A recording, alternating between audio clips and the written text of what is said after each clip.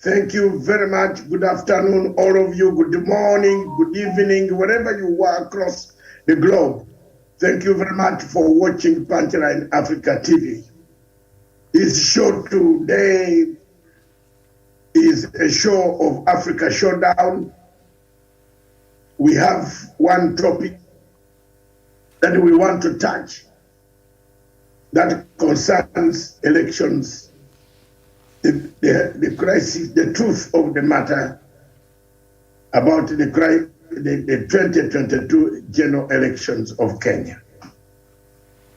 We shall go through the newspaper headlines, and the media will take us through the headlines, what is happening, and then we come to switch off on directly to the current saga, of which we have successfully done very well as Punchline Africa TV for exposing and telling people the truth every day that the IEBC is not able and will not be able to deliver a free, fair, and transparent election in the format it is right now. Thank you very much. Across the bridge, there is no sorrow where Miriam is. Good afternoon, Miriam Ogutu, our senior anchor, senior correspondent, senior editor in Nairobi, Kenya, General Headquarters. I'm Dr. David Matsanga in Mombasa Headquarters, live from the coastal city of the sunshine and the Indian Ocean, watching over the sea. Across the bridge, there is no sorrow where Miriam is. Back to you in Miriam. And to introduce quickly through, we have our correspondents. As Miriam goes to introduce the topics, we have our correspondents of the legacy dotted across the country in Nakuru. Good morning, good afternoon, wherever you are listening to them. This is good afternoon in Kenya, Nairobi. In Nakuru, we have Kiptanui Savia. Good afternoon, my brother. Good afternoon to you, Dr. David. Good afternoon, Miriam. Good afternoon, Douglas. Good afternoon, Stephen Karanja, Gladwell Kiragu, Tarwish, Punchline Africa TV viewers. Douglas Kirimi, the destroyer himself. We have said it, and thank you very much. The truth has come out, and it will come out. Douglas Kirimi from Meru. Thank you, Dr. David. Dr. David and also Miriam Ogutu, my friend Xavier, and also Gradwell Kirago. Dr. David, it is a good afternoon here. The first Mera cargo plane has left in the morning to Mogadishu, and also across the Nyambene Hills and the slopes of Nyambene Hills. People are urinating, people are celebrating the hard work of President Uhuru Kenyatta, and also the CS Peter Munya. And also we cannot forget to thank you, Dr. David, for your advocacy and also giving out your platform to advocate about the issues of Mera people and also the livelihoods that were affected many years ago when Mohamed Faramajo, the man that was in charge in Mogadishu when he declared a ban on Mera business. The first plane, cargo plane has landed in Mogadishu, and we can only thank God and also thank President Uhuru Kenyatta for that. We are happy, the region is happy, the country is happy that we are back to normal. 24 hours of business, 24-hour economy is restored in Maua town, in Muringene, in Kiengo, in every other Mera town in Nyambene region. We thank God, and we are very happy, Dr. David Matanga. Thank you. Thank you very much, my comrade at arms. All is well, which ends and starts well, or which starts and ends well. I think we are nearing the time, 14 days left for the vote to be cast, but the cast is cast until it is cast. Is the cast cast? Thank you very much. Gladwell Kirago herself. Yesterday I saw your TikTok. I thought you had gone berserk. I said, what is going on? Gladwell Kirago. You scare me at times. Thank you very much. Graduate, tell us about these TikTok tactics you have. A very good afternoon to Dr. David Matsanga. Good afternoon to Miriam. Good afternoon to my fellow correspondents and to our viewers coming live from Kiambu County. Are you happy about the developments? Talk something before I hand over the microphone to Miriam. I'll start by saying it's a blessed Sunday. This Sunday is a blessed one, whereby I think, despite they saying that the churches should not be taken side politically, I was very glad when the father today said that as we are nearing election, can we actually look at the people who are hypocrites and actually who are lying to us Kenyans and open our eyes as we go to vote wisely. So that's the sermon of the day, and actually it touched so many people. On the side of Kiambu, things are still well. The climate, at least, is better. And the people here are still going on with their normal duties, as usual, in businesses. Okay, as usual businesses. Okay, thank you very much, my dear, my dear sister. You scared me with that TikTok. Good afternoon in Kiambu. Thank you very much. Also, Miriam, somebody has arrived on the corner from the plains of Nanyuki, Javan Karanja. Good afternoon, Javan.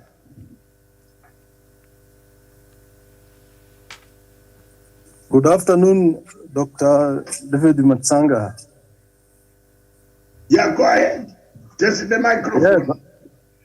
Yeah, I'm fine. And today, His Excellency, the former Prime Minister, will be visiting our county. And the people are very, they have come out in large numbers to see and to listen to the incoming president. For those who have been saying that Mount Kenya region will not support Raila Odinga, they need to come around and see. Even yesterday, the meeting that was in Muranga, it have sent a shockwaves in Kenya Kwanza team. And that is the reality on the ground. With 2 weeks to the election, we anticipate that a lot will be happening in the coming days, but I would advise our people to look for a leader who will protect our interests and make sure that the good job that has been started by President Uhuru Kenyatta will continue, and the big projects that are in progress will be completed so that our people will have maximum benefit from the taxes that they pay for the government. Thank you. Thank you very much. All our correspondents are now lined up, Miriam. Good afternoon. I am Dr. David Matsanga from the General Headquarters Political Command Center in Mombasa, in Kenya, near the coastal area of the ocean called Indian Ocean. Good afternoon. The company that was constructed, Miriam, before you come, the company that was contracted, I've just checked, a quick check. The company number, the registration number, the owners of the company are Maria Goreti Nyarik and Hussein Ahmed Hussein and Muna Mohammed. Directors shares. Secretary to company is Maria Nyarik. Nationality is not applicable. We don't know where nationality is. It looks like Nyarik is a Sudanese. And the two directors are Kenyans, and the Kenyans, Mohammed, who are linked to Adani Duale. The company is very clear and linked to Marijan Hussein Marijan. And the company name is Seamless Limited. As you proceed to talk about this, Mark, that is the company that was inviting, that has been given the contract of holding your election, surely in the apartment somewhere in Kilimani. Are we joking? Are these not jokes? Are we doing things like we are doing in Mogadishu? Miriam, and the company name is, in case our viewers don't know, the company number is CPR 2014-139011. Nominal shares 100. Number and type of shares value is ordinary 1 million each. Date of registration was 2nd April 2014. The box number is registered 77996000612. Telephone 14 to Hara Wash County District Locality Street. Postal address is that one. Yes. Then the registers, and then one director, Nyariki. Nyariki is either a name or a Sudanese name or a Akisi. Nyariki is Akisi. A Kisi name. But on the registration, he said not applicable. So you can see how problems are now. So many things are coming out. Thank you very much. I have done my best. And this is our last topic on these elections. Tomorrow, Miriam, we shall continue with our legacy, because we have done our job and told the Kenyans, and the Kenyans have risen up. Most of them are burning with questions towards Chebukati. Thank you very much. Back to you, Miriam, in Nairobi. All right. Thank you so much, Doc, for that. And a very good morning, evening, depending on where you are tuned in and joining us today. Just about 19 minutes past 2 p.m. here in Nairobi. The Sunday Nation today, the main headline inside: Raila Ruto plan to guard votes, spooked by past experiences of electoral irregularities. Kenya Kwanza and Azimio la Umoja One Kenya coalition have made detailed plans to deploy cutting-edge technology to detect any ballot rigging. The rival camps are also putting up parallel voting tallying centers to counter-check IEBC's numbers. There are stories on page 19, 20, and 21. Chebukati, Kinoti, and standoff over officials in election saga.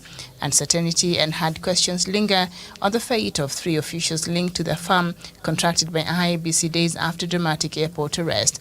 Electoral Commission chairman and DCI boss traded accusations, with each issuing contradictory statement over the same matter. The story is on page 6. She keeps hitting targets, the story of a detective, sharpshooter, and a mother. That is on the lifestyle section. And the minister accused Mama Ngina of plotting against Moi. The story is on page 12 and 13. And it is an exclusive book, serialization. On the Sunday Nation, the Sunday Standard, night raid calls and fate of Venezuelans. That is the main headline on page 8 and 9. Winning over the undecided voters. That is on page 21, 22, and 23. And why Wajakoya's math doesn't add up. That is on page 6. So that is what we have on the pages of the 2 leading newspapers today. Doc, back to you. Media have a special paper, the East African. And the East African is Mohammed. Why Somalia cannot wait to join East Mohammed, sorry. The president of Somalia says why Somalia cannot wait to join the East African community. I think he has come with a very good heart. This one we support. The earlier we join the East African community, the better. And the earlier Somalia joins, it will change quite a lot of things. And this is great. In a delegation that led to reading to you regional news that I have received here, and media will help me where possible. I don't know. We have the Mirror, the Sunday Telegraph. The new man in the 10 Downing Street, who is campaigning to become the prime minister, said he will cap number of refugees entering Britain, and there's a picture of Boris Johnson wearing a half combat of British Army, and that is the Sunday Telegraph. The Mirror says NHF staff 7 days off to pay bills. Things are not as simple as you will think, medium, everywhere in the world. This is Britain, where people are selling their days to their friends. You sell your days off. You sell them to a friend so that the friend can go and work, then he pay you some money. It is very bad in the UK. Even when you have 100 pounds, it just disappears within 5 minutes. Then we have the Sunday news of Tanzania, how Tanzania simplifies investment. There are no much red carpet in Tanzania. You just simply go and you have your money and you are given a registration. The Guardian of Nigeria talks about how inflation, security may ruin APC fortunes at the elections in 2023. The Nation of Nigeria said Tinubu bombs article over comments on Shetima. That's a newspaper from, again, Nigeria. The Standard newspaper of Zimbabwe said Emerson Mnangagwa bomb attack mystery depends. I don't know why they want to kill my friend, but that is all what I can bring for you from the regional newspapers. Thank you very much, Medium. God is here. Thank you. All right, so we just get into... You can fire. Just a bit of a background. We are ready to fire. Yes, a bit of a background of our topic of today. The fate of a Venezuelan and at the center of a row between the Electoral Commission and police remained unknown as the war of words between the two state agencies escalated. Security chiefs were locked in meeting for a better part of yesterday, but a statement that had been awaited from the Directorate of Criminal Investigations, DCI, over the Thursday arrest at Jomo Kenyatta International Airport, JKIA, was not forthcoming. It is not clear whether the Venezuelan is being held alone or among others. And of course, I think by right now, the story, this is what the Daily Nation wrote, Sunday Nation wrote, but I think the story has since been overtaken by a ton of events, because we do have the latest. Let me see if I can get on my Twitter handle that note from the media press release from the TCI, and explaining very well that it's having under its custody 3 Venezuelans, and 2 of them did not have, their passports had expired, and none of them had direct invitation by the IEBC to come and work and be part of our election, and none of them, so they were in the country under, from what the DCI said, under the invitation by one Abdullahi. I'm trying to get his name here. Yeah, so that is the latest development, because I think the Sunday story, it has been overtaken by a ton of events so far. So, Doc, maybe you'll just set the ground for us as I look for that letter by the DCI. All right. Okay. So there was a release, but maybe I just bring in one of our, I'll start with you, Douglas Kirimi. I'm sure you've come across that letter. Doc, can you talk now? Yes. Now, Miriam, it is very clear. And I want to first of all congratulate the Director of DCI, or Director of Criminal Investigation, Kinoti, and his men. And also congratulate the international actors who have been following these people for the last 6 months. It is not just a day's exercise that they arrived here without information that was being pumped into the system that these people were going. And I also want to take the opportunity to thank Punchline Africa TV and thank ourselves for having been in the forefront of saying what other television stations are not saying in Kenya. They are saying election count the vote yellow or blue, but they are not seeing the difficulties that are before the voting day. I want to thank the DCI, Mr. Kinoti.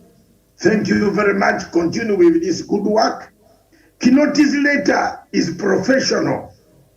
It's very clear. It has documented, left every Kenyan on Twitter and Facebook very happy because he has explained exactly what took place. So it is up to you to make your decision and say where the problem. Chebukati is using the media to come and issue statement to threaten us and say we should not talk. But Chebukati, Duale, Wetangula, 3 people, Duale, Chebukati, Wetangula, must tell Kenyans what Duale was doing with these people. We brought the story here that Duale is one of the people who linked Lagos and a smart tech company and brought them. I told you the story 6 months ago about a man who is married to the Greek printer daughter. It is all the point, all the dirt, all the footmarks, hallmarks come back to Ruto. First, they stole planes. They bought helicopters out of Kimerera money, and they went hiding under Kimerera and said Islam is not available. We know them. And we want to thank Kinoti for the good job you have done. Kinoti, whether you conduct your elections or not, believe me or not, Miriam, listen to me. If you conduct this election, the way it is with these things that are happening now, you cannot be an employee of a very serious company that has been paid over 4 billion shillings and they wear slippers to come to Jomo Kenyatta International Airport. Or just like that, surely. Because Kenya is a third world country, wear slippers and go. Again, if you look at this man, the way he is, if you would think he's going for a holiday. This guy is in slippers coming to Kenya. Because Kenya is a stupid country, dumping country, where everybody goes, collects money abroad, channel it through Dubai, arrives in Kampala, is cleaned, and sent to Ruto. Now, the elections play a very vital role on the legacy of President Uhuru Kenyatta. If President Uhuru Kenyatta does not play well, does not leave a legacy of a good election, it will affect his legacy. And that is why we are here talking about this, the truth of the matter on the Kenyan elections. Who is the problem? Who is to blame? Who is doing the donkey funny work, miracles of borehole operations? So we see now the truth has come out. You cannot also be coming to do a very serious assignment without a work permit. Did the IBC have work permits for these 2 people? The answer is no. They were seeking a visa of 6 months, which is normal visa, which is given to any tourist who wants to stay in Kenya. It is a normal standard visa of 6 months, renewable after 6 months. So these guys were not coming to work. They were coming as hit mercenaries. They would be confused and damage our election and then run out without anybody knowing and leave us to count and leave people to fight, but they would have got their money. So I want to thank the DCI, the International Intelligence Network, the listening posts for us who have been following what is going on. And Miriam, before I leave the scene and allow other people to contribute, how does Raila Amolo Odinga allow his delegation to go to Greece when papers were not printed in Greece? What are they going to see in Greece, Miriam? The papers were printed across 6 countries in Europe, in the world, and the main papers are being printed in Budapest.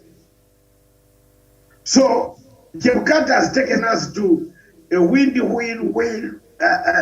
journey, has taken these parties where papers were brought in, not a factory working, printing out the paper, but they were brought in. They are going to be shown the same papers. There was no need. Then these people would have waited for those papers at Jomo Kenyatta Airport and seen them, because they are not seeing any factory which is in production in Greece. There is no fuel in Greece to produce even fuel, even in papers. How do you give a contract to Lagos, which subcontracted 6 companies dotted across Europe? Surely that is not very good. There was something wrong with this, and the idea the Kenyans know who is wrong and who wants to cause them the chaos, the better. Medium, thank you very much. Those are my comments. And let's go on that guided line. And as people, the production shows us some of those clips behind the scenes. Thank you. Mm-hmm. Well, thank you so much. So I'll just read a part of the DCI letter that was released to the press and to the nation just a couple of hours ago. Just a part of it, because it's 4 pages. Further investigation conducted on Camargo Constellanos Jose Gregorio also showed that he had arrived in the country on a business visa on the invitation of one Abdullahi Abdi Mohammed to his office to work related activities via a letter addressed to the officer in charge of the Visa Section Embassy of Kenya on the 18th of July 2020. The officers were shocked how a foreigner all the way from Venezuela, Panama, Turkey to Nairobi contracted for a very sensitive and high-level service by supposedly IEBC, had nobody waiting for him, and in particular to receive the sensitive confidential materials which were supposed to be in secure custody after confirmation and reception by the procuring entity. He was thus asked who had invited him or how he came to Kenya, how he came to be in Kenya, and he confessed that he was invited by one Abdullahi Abdi Mohammed. Upon probing the suspect, it emerged that Mr. Camargo did not bear any letter of documentation indicating that he had been invited by IEBC, and such the materials in his possession belonged to Abdullahi Abdi Mohammed. It is while the detectives were questioning Mr. Camargo, the 2 other Venezuelan nationals, identified as Jose Gustavo Rodriguez and Salvador Javier Suarez, came to the airport inquiring on the whereabouts of Mr. Camargo. I think that is when they were all taken in for further questioning.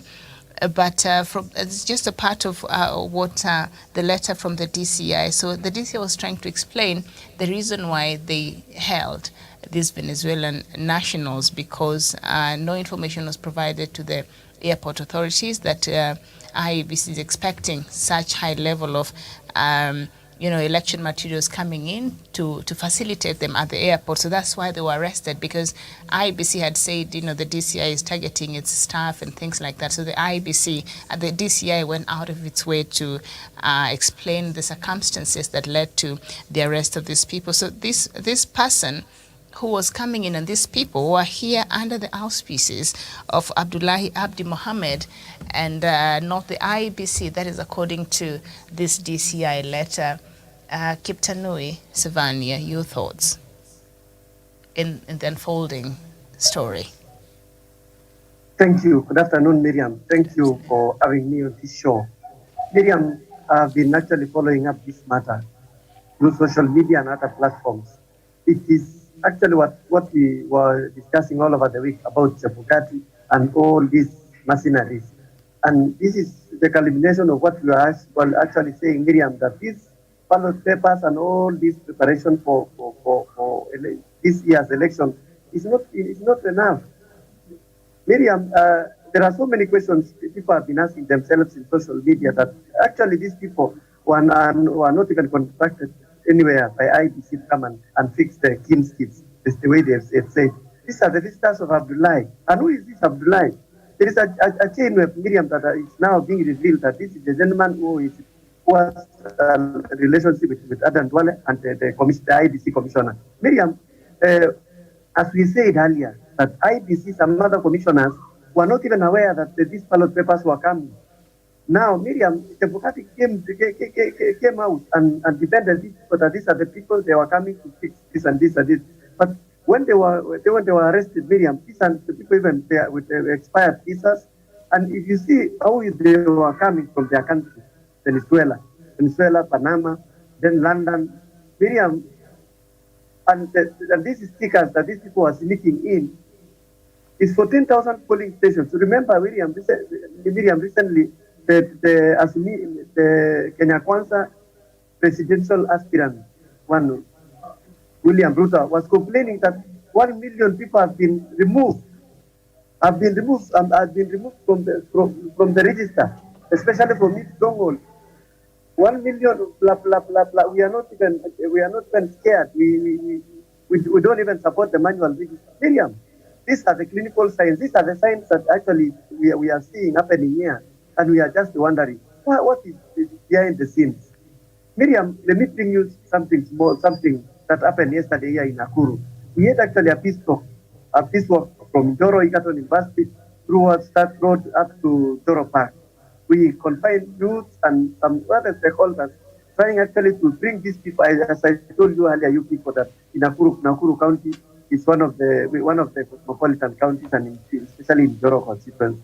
So we were preaching peace, speaking peace, and telling people, let us maintain peace now, after, and now, before and after the general election. So it is imperative. It is so sad that we are preaching peace, we are bringing people together, voters are preparing to vote, but there are some few elements along the system which are actually ready to burn this country. And it is so sad. Now, Miriam, as you've seen the letter that you've read from the DCI, that's been done actually professionally. But look here, there is nobody from the other side, because these people are presidential contestants. Why is it that they are leaving this thing to one person to complain? They are not complaining, but what are they doing? After they were arrested, Watangula, Nadan Duale, Dennis Itumbi, and the whole team, they came up saying we are arresting people who are supposed to come and fix these things. How did they know that they were supposed to come and fix these things and they are not the employees of IBC? So as we started this program earlier, Miriam, we said that IBC through Chebukati has procured all these deals, and it has actually been separated. It is not even done in one country. Such that, Miriam, people are smuggling these things to cut the cost, because they have already taken over the money for these programs for elections. Miriam, there is only two things we can do. One is to choose whether to burn this country to ashes. Two, or to choose to cancel these elections so that we save this country. Miriam, it was my appeal, and I want also to join my father, Daktari, that let us congratulate the DCI boss. Even if he has been condemned, he has been called a lot of names, but he has done this professionally. Miriam, maybe at the cause of this, there are so many things they are going to reveal.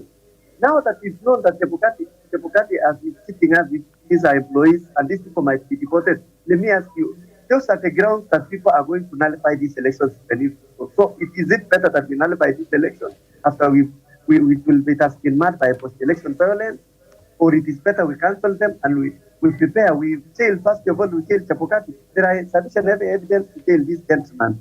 Let us actually see, Miriam, because as Kenyans, we are going to suffer a lot, Miriam. We are going to suffer because how can you expect us to live in peace, Miriam, here in Rift Valley? And yet we are going to be uprooted from these houses, Miriam. And yet we are going to be threatened. There are so many questions somebody asked here. They almost tend to to 11 questions about it. If these people were actually genuine, why is it that they did not sort work permit the way Dr. said? Why is it that they are not employees of IBC? They were going to apply. Why is it that these people travel with expired visas? What is happening? Why is it that they have come up with these stickers specifically for Central Province? And when you see Miriam, we are going to be given also another perspective. We are going to know which polling stations are these. If you see these targets, Miriam, if it is 10,000 polling stations, Miriam, that even Javukati said that we have created a polling station, we don't know. How do we know that these people who have been bragging that they have Davis Kirsi, who they think that is an IT guru, that they are not going to work these things, Miriam? Let us be careful. Thank you for Banchline Africa TV for starting with Kenyans and for bringing up us all these things, Miriam. I submit. Okay, thank you so much. And of course, one of the key things that the DCI said, had them arrest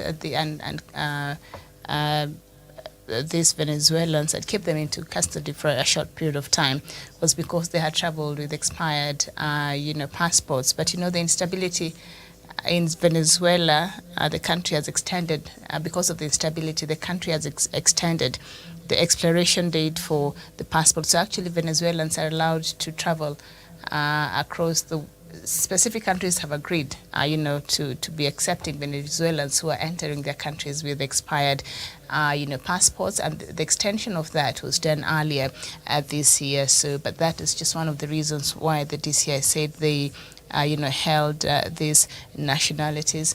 So the IEBC on Friday was very specific, Douglas, in condemning the DCI for arresting its staff and the people who are supposed to come in and help it conduct its elections. And yet, upon further probing, these people did not have an official invitation from IEBC. All right, they did not have any letters, any official contact or talks between them and the IEBC or anything to show that they're actually here on behalf of the IEBC. Instead, now they were invited by one Abdullahi. So was by IEBC blaming the DCI of intimidating and arresting and all. The letter by Chebukati was very long on Friday. Was he right on his part? Thank you, Miriam. I think Mr. Wafula Chebukati, a man that has lost honor and a man whose dignity has been tampered with, and especially by corruption allegations that we've pressed on him, and also the problems that he's been able to court himself.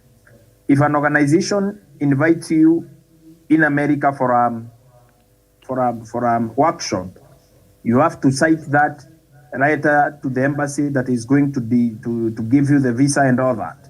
So you cannot claim to be working for the IBC on a very sensitive national security issue like an election, and then you tell us, the people of Kenya, that you are working for some Abdullahi somebody and some nondescript, someone in the country. And at the end of the day, Miriam, what's the secrecy about these Venezuelan residents declaring that they are working for the IBC? I believe, Miriam, that I have done my duty by calling for the sack of Wafula Chebukati and also making sure that at the end of the day, Wafula Chebukati faces a jail term, and also Miriam is charged in a court of law, then he goes to prison. I do not understand how a man can bangle elections that are at the edge of taking this country to chaos or maybe taking this country to peace, Miriam. Miriam, this country's elections are very contentious. Remember, it took an handshake for President Uhuru Kenyatta to shake off the baggage of 2017 election away from him. In 2013, the same. And in 2007, 2008, when our country went berserk about the election results and all that. And remember, that was not the only time that our country went into dogs. In 1992, people were killed in Moro, in the Moro crashes. 1997, the skirmishes that we have always had after elections, Wafula Chebukati has thrown everything under the bus, and Wafula Chebukati has placed his greed and personal interest before the aspirations and the dreams of the people of Kenya to have a peaceful country and also to have a country after elections, Miriam. We cannot continue reconstructing this country after every 5 years, Miriam. The reconstruction of this country is more expensive than even the budgets that we keep reading each and every financial year to keep our country going, and also growing our economy as a people so that we can live happily and also to be Kenyans, to be happy to be Kenyans, Miriam. Wafula Chebukati, the money that he has stolen is enough to be able to buy him citizenship of St. Kitts and Nevis in the Caribbeans and other places. He can run away to Cyprus and buy citizenship of that country. But how many people in over 50 million Kenyans in this country, Miriam, that can afford to end commissions like IBC, be bribed by people like Smartmatic International and the Venezuelan hackers and people like William Ruto, for them to also come out to the fore and run away from their motherland or their fatherland, Miriam. We have no other country. We have told Chebukati outreach crystal clear that we have no any other country. If Wafula Chebukati has taken a bribe, it's about time Wafula Chebukati confessed his crimes and also release the money that he has taken. If the commissioners he should throw them under the bus and also let us postpone this election for at least 1 year. Even in the contentious elections in Somalia, they took a whole year, and that did not mean that Faramajo came back. It meant that there was a peaceful transfer of power. People voted, and also they are parliamentarian. They have their different system of voting. They made sure that there is change of guard at Villa Somalia.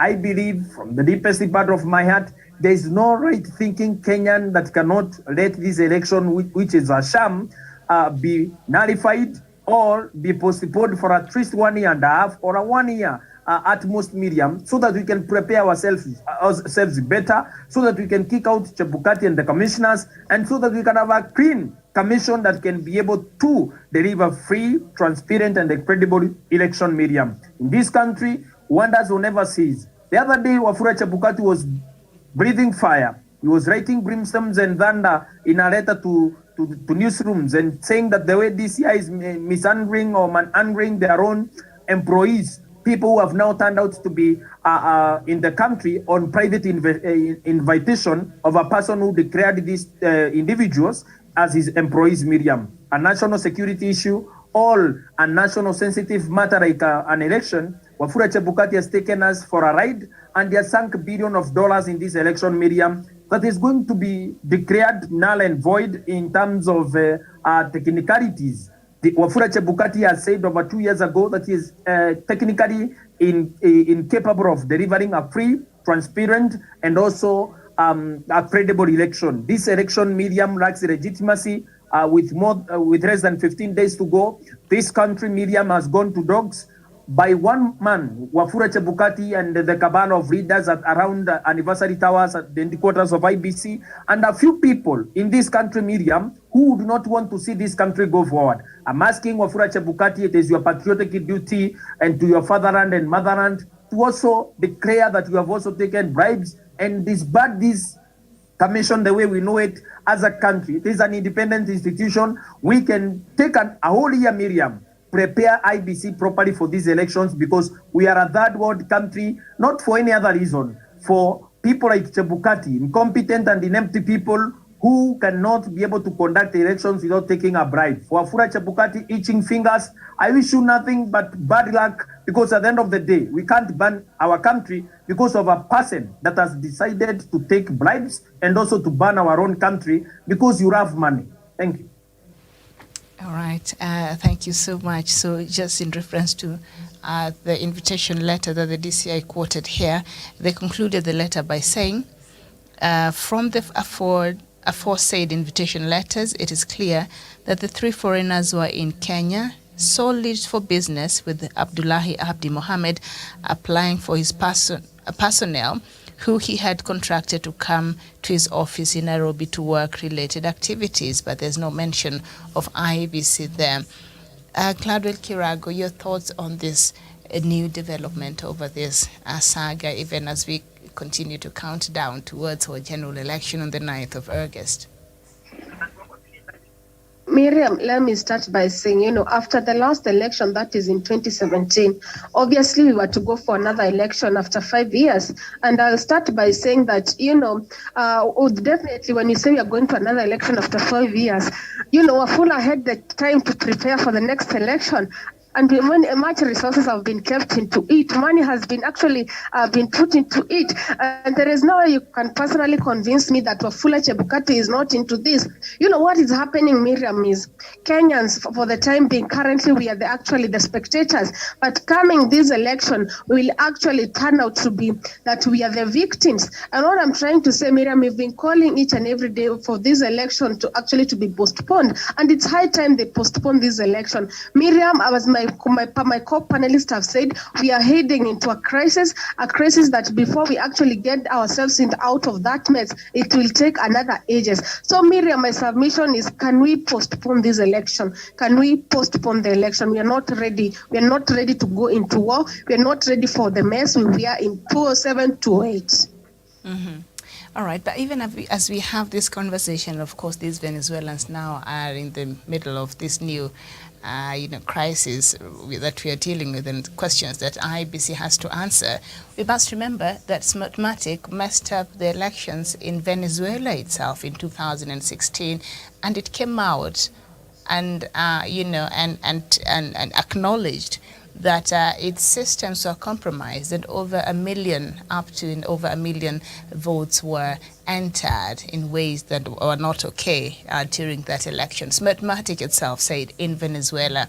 So how are we not to know, or has IEBC done its due diligence to know that these people had nothing to do with that mess that happened in Venezuela in 2016, and that we should even trust them at this point?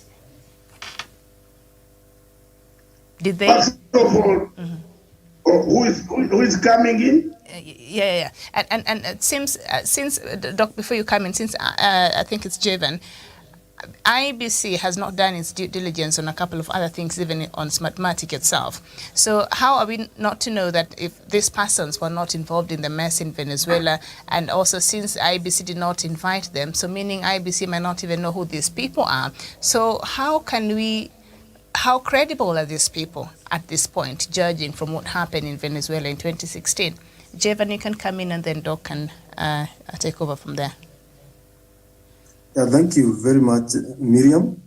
And I think we are in a very critical moment as a country.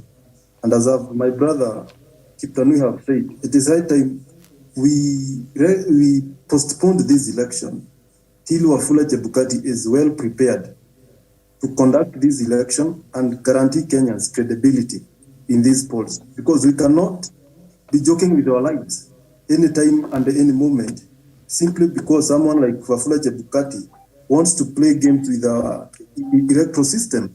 And Miriam, the moment you see William Ruto and Wafula Chebukati reading from the same script, that tells you that there is more than meets the eye. And it's high time the DCI and other relevant organizations investigated this matter so that Kenyans will have clarity on what was really happening. Because Wafula Chebukati is giving us contradicting information, DCI is giving another piece of information. It is high time Wafula Chebukati himself be investigated so that DCI and Kenyans will know what is really happening. Because from the look of things, all UDA members of parliament and senators are in support of this Venezuelan, they are in support of Wafula Chebukati.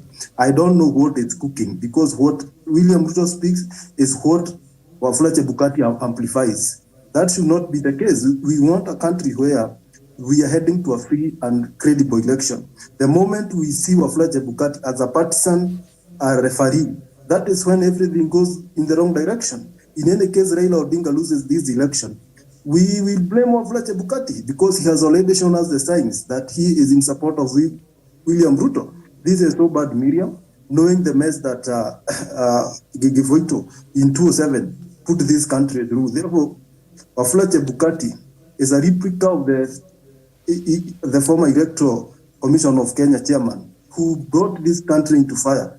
It is high time we Kenyans came out in our numbers and demand credibility in this election. With only 2 weeks to this election, Miriam, a lot will be happening. And Wafula Chebukati should be telling us, instead of supporting this Venezuelan, he should be telling us how prepared they see our ballot paper in the country. Are the personnel ready? Are the systems, the electronic devices, are they working? We have the internet connectivity across the country. Will the results be transformed in which form? Because he is giving us a lot of confusion. And Miriam, if we are not careful, as Dr. have been saying, this election, Miriam, it's a recipe for disaster, and everything shows, all signs are out, and this election will be a battle. Our courts will be exhausted because of the number of petitions that will be in Supreme Court and High Court and all other courts challenging the outcome of this election, all the way from the MCA level to the presidential level. Thank you. Mm-hmm.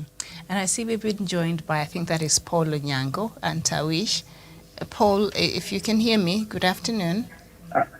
Good afternoon, Miriam, and viewers at large and the fellow panelists. All right, just get into it.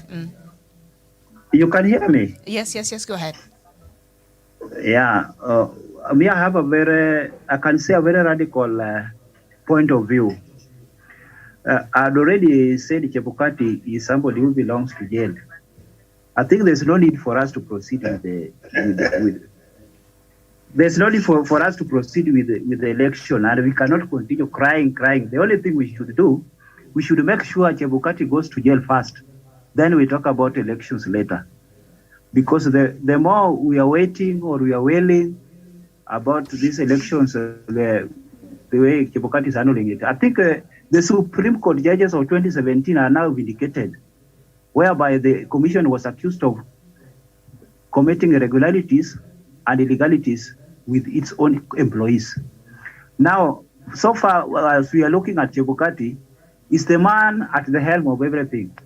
So, however, whether we proceed or not, the elections will be nullified. So the best thing is to make Chebukati and his team to go to jail first. That's my take. Mm-hmm. Okay. Tawish, just add your voice there before I take us back to Doc. The latest development between the revelation and the press, briefing, media release on the questioned elections material by the DCI that happened about 8 hours ago.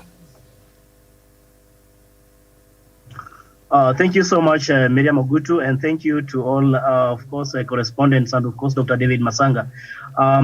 Miriam, I've been able really to go through the statement by the National Police Service, and it's vindicating the position of government in as far as this matter is concerned, because, again, the IEBC chair, Wafula Chebukati, has just but been misleading members of the public and trying to cry foul play by government agencies in as far as preparations ahead of next month's elections are concerned.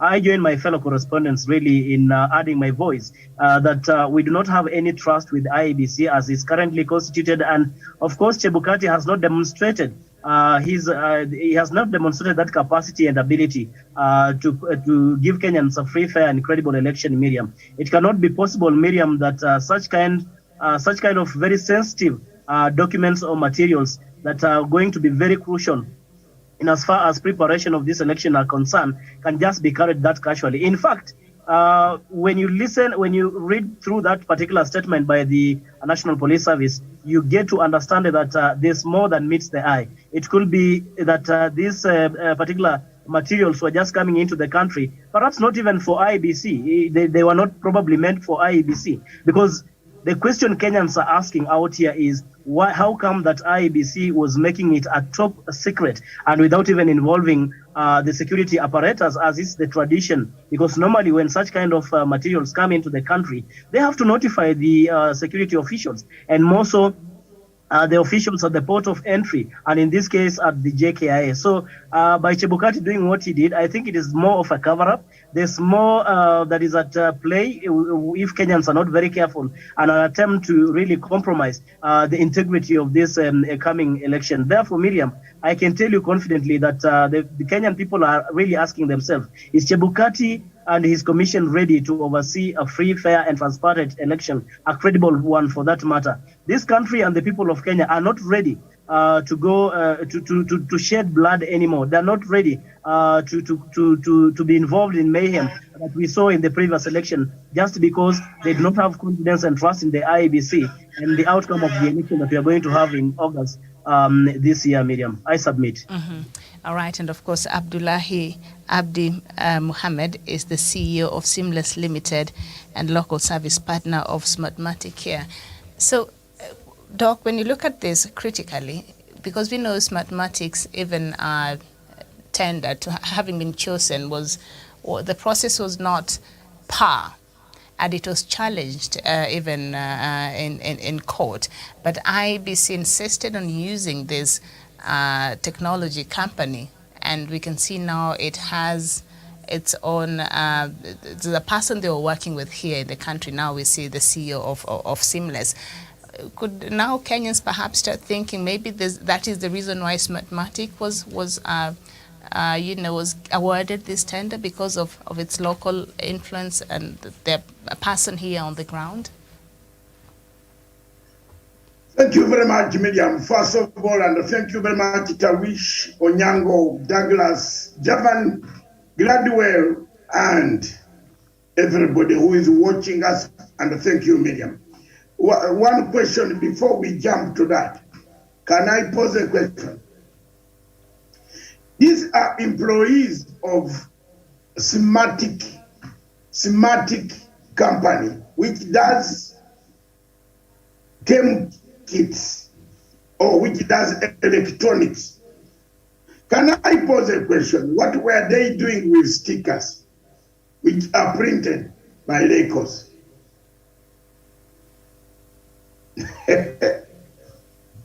Voila! Is there anybody on the panel who can answer me? These are for data. Some Smartmatics are for data electronically. What were they doing with stickers that are printed by Lagos?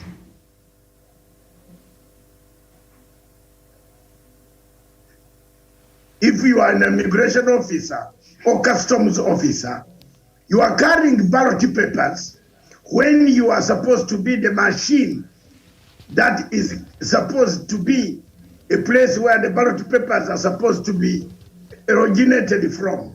It has nothing to do with the hard material. These guys work with data. What were they doing with stickers printed by Lagos? Because the stickers are being printed by Lagos. Smartmatic and Lagos are not the same company. So what are these guys carrying? Rolls, stickers, and mainly stickers came for Karanja's Mount Kenya. It is aimed at Mount Kenya fort. And why are employees who deal with electronics carrying stickers?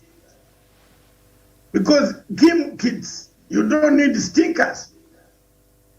The stickers, we have been told by Chebukati in his statement, were part of the ballot printed by Lagos. Now, how did Lagos connect itself with Smartmatic company? Anybody who has an answer there may be on the panel. Give me one quickly. Who can answer that? There's no connection at all. These are people who have organized themselves to commit crime. So the whole circus, it is quite wrong, and it does not add up when Chebukati goes on air and blames the government that his employees, his contractors, are being held illegally by the police. Meanwhile, when the police are investigating and getting facts about the identity, people who have come on expired passports, people who don't have work permits, these many other things tied to them. I don't know why Chebukati is going around, playing about with our mind. Yet the same things Supreme Court ruled against in the last 2017 election is still committing them until this point. So why are we supposed to do this election with him? So it is my just humble request that we should take Chebukati to court and be jailed before election. First of all, before we go to jailing, you are right. Another question comes, and I want to be very honest with you people. Vumilia, hapo. Ngine ndio hii, na kusukumia, nauliza, this is the time to enjoy this, to enjoy the coffee. I wish I was in Nairobi. I would enjoy the coffee with Miriam.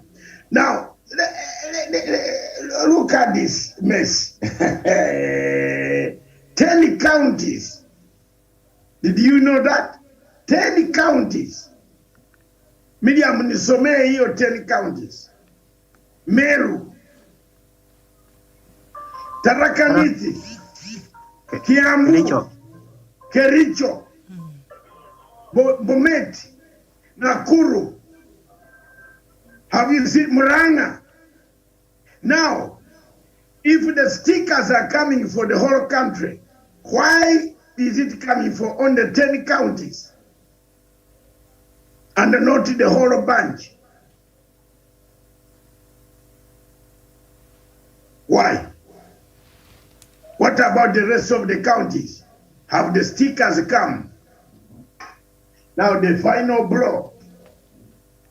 The final blow is here. And the final question for my panel, and don't hesitate to answer it.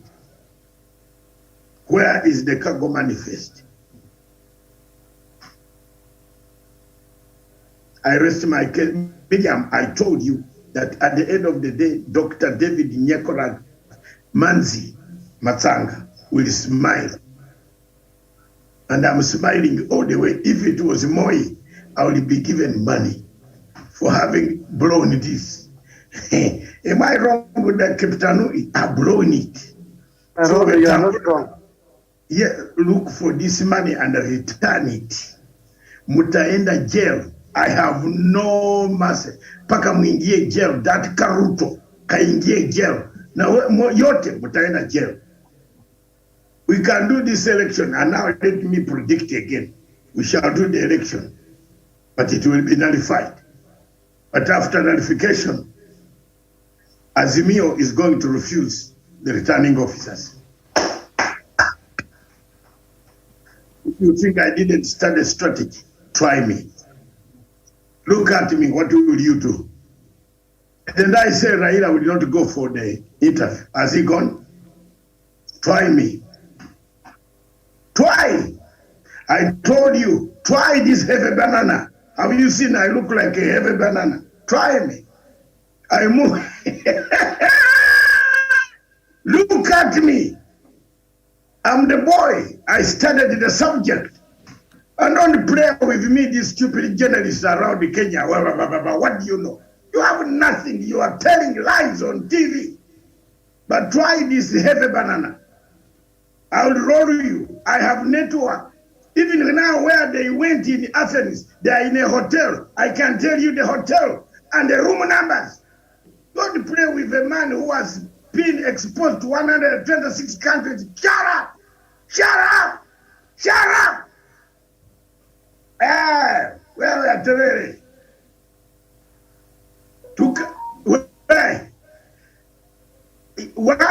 Mr. Prime Minister, we withdraw your party from Athens. We withdraw the people who went to Athens. Athens was not the printing press. The printing press is in Budapest. Shut up. Shut up. Wenda, you hold your election. Go ahead. You'll cry for me, not for me to cry for anybody. You hold it. Sindio nawaambia ya haki. Miriam haven't I said the truth. The printers are not in Athens. Why do you send a delegation to Athens? Isn't it shocking you? To sit in a hotel in Athens when the papers are being brought from Budapest, Romania. Flight number KLM 2021Y is the one that brought the papers in the avenues. When I am here, wewe unajua intelligence ya international wapi? Jaribu mimi. Awe. That you Chebukati, this small boy from Chebukube. Mnaiba. Wetangula, Aden Duale should be arrested along with Chebukati. They should go to committee. Another development I want to tell you. On Thursday night at 20:22 a.m., Chebukati, Wetangula, and Aden Duale convened a meeting in Karen in a house of one Wetangula. What were you talking about? Wetangula and Chebukati have made 222 telephone calls to South African printer. The call sheet, if you challenge me, I'll produce it. Wetangula said, come, I told you one day I will finish you with your theft. Now I have the call sheet, I will finish you. Tawamaliza, you are calling a South African printer, the one you refused to award a contract to print you another that you will pay him 1 billion shillings. You asked the Minister of Finance, Ekure Otan, you made 10 telephone calls, Mr. Chebukati, to Ekuru Etan. What is his name? Ekuru Etani. Etan. You are making telephone call to say you need, EBC needs an increase of 1 billion. The minister answered at 11:27. The minister answered and said they have no money. They gave all the money. The budget was exhausted. Do I bring you more million? Do you need more? Say you want more. Do I give you more? Go on. Go on. It's becoming very interesting. Medium. On the same date, when Wetangula told his partners, Duale and Mr. Chebukati and Makoha and Abdallah, Awak, Abdallah, why? There is another man called Awai Abdallah. And then there's a man called Griski. They were on telephone conversation. 22 telephone calls exchanged. Now we are talking data. Nyenye mnafikiri nyenye mlianza kukua kwa nchi hii kushinda watu.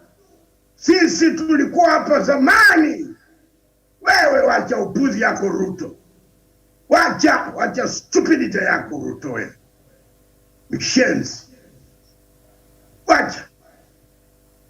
Told those people that we have to go back and bring this money.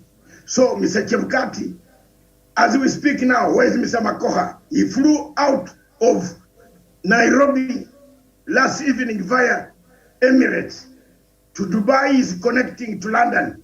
We have cited him in the London hotel. Let him try to draw that money in London. We shall arrest him. In London, tutakufunga. Tunangojea wewe. Enda jaribu kutoa hiyo pesa. Sasa ndio maneno inafika, sio media. Should I bring more? Is it getting interesting? More interesting. Raila chunga, enda. Raila usiingie kwa mambo ya hii presidential stupidity. Enda kwa uko ufanye TV yo ya county. Don't involve. I have already told you what you call my boy not to attend. I'm powerful. Wewe mnafikiri nyinyi waterere. What you call will not attend that interview. He has declared it already in public. Yes, he had to consult the kingmakers. Journalists, when they wear suits, you are 200 shillings. That here you are going to interview people who have read books in suffering while carrying dead bodies.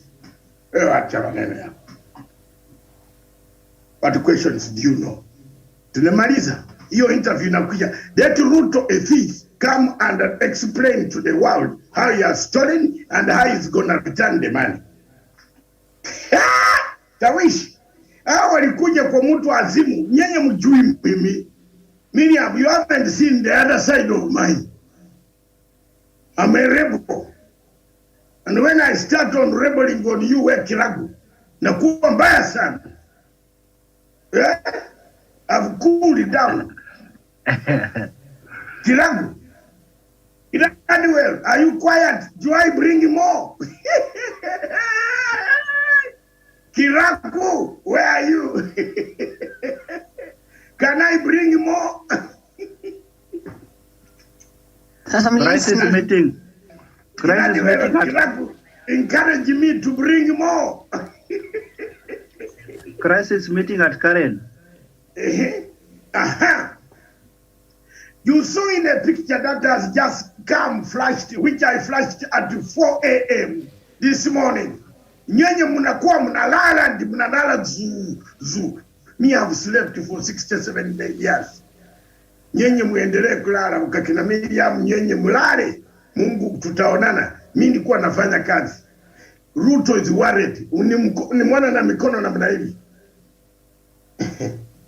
Ako very worried. Ruto is worried. Wetangula alishindwa kuongea. Because the money is needed, they have to return the money. So, media, did I bring more? Maybe these people, they want to set up their servers in Sugoi. Maybe.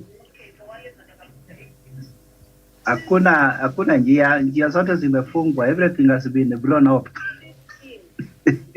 Another breaking news coming. Mr. Mudavadi and Rachel Ruto. Can I bring more? The latest. Go ahead. Yes. Go ahead. Mr. Mudavadi and Rachel Ruto. I'm now becoming like a priest. Rachel Ruto, they went to draw money in the United States of America. Voila. The courier people transferred the money to Dubai. And the money arrived in Dubai. Now, the amount of money that they transferred from US to Dubai was bigger than the economy of one country in East Africa.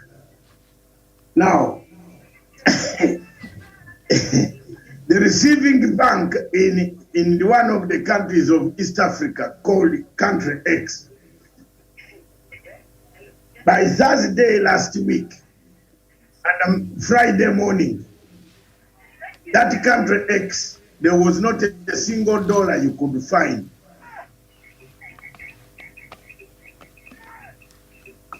The rally to Bungoma was postponed. So can you add up the dots? Tawish, Kipitonai, Douglas, Kirimi, added the dots. Where you come from? So there you are. No, I don't know. Don't label me. You know where I come from? Her Majesty's government. Please. Yes. But okay. Doc, even as we look at these new developments and these new details that I'm sure are really shocking to a lot of Kenyans, we are reminded of the nearly 6,000 new polling stations that Chebukati did not reveal their geolocation. Remember, he did not reveal where these new polling stations were. Exactly. Because that's why the stickers came specifically where the 60,000 polling stations are to be marked. You mean haven't you seen the sequence of events? Now we have this line of thinking. The 60,000 cannot be told to Raila Odinga or anybody in Kenya. We have a problem here. The chain of thought has been disrupted. And those were where the stickers, those are, some of those constituencies is where the stickers, the polling stations, 6,000, where the stickers were coming from. Because the rest of the stickers, Miriam, watch very clearly. The rest of the stickers are in the ballots that are supposed to come from Greece, supposedly, allegedly. Have you seen the link, Miriam? The stickers of the 10 counties is where the hidden 6,000 polling stations are.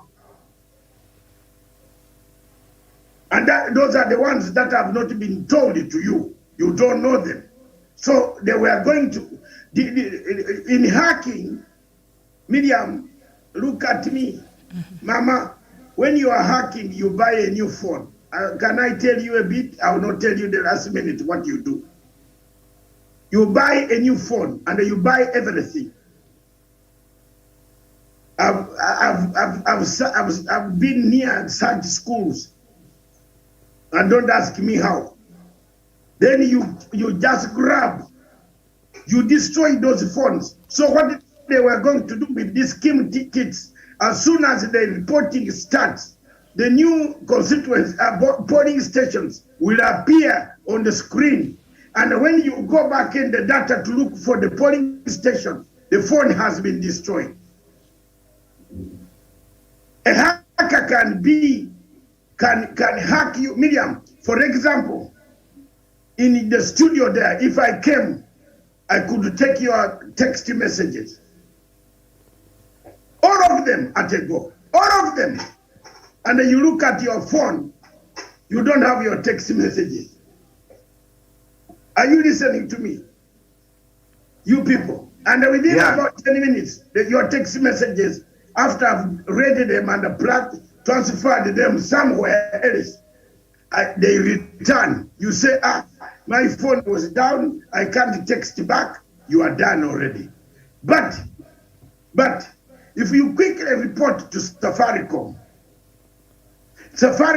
will be able, you people listen, Safaricom will be able to trace the gadget, the location where the texts were taken from. So if you do with phones, you destroy the phone and throw in the bin in Shifo Airport.